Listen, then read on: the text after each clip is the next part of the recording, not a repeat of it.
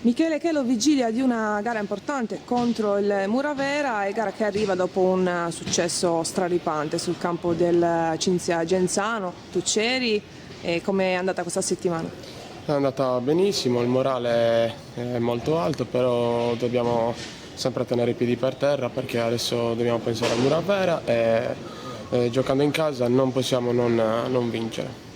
Raccontaci questa partita sul campo del Genzano, tu sei subentrato nella ripresa, che cosa hai visto? Che Torres hai visto? Dal primo tempo, quando ero in panchina, ho visto una grande squadra che è entrata subito con la mentalità giusta di portare a casa il risultato.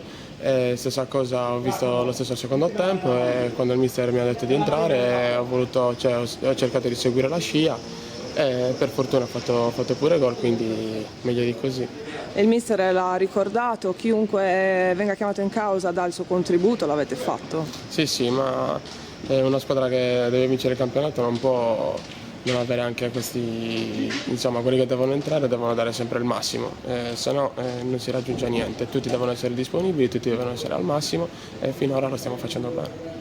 Muravera, che squadra è?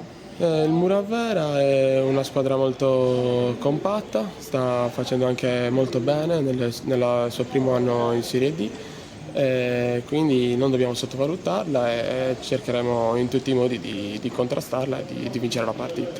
E naturalmente invitiamo tutti a venire allo stadio. Assolutamente.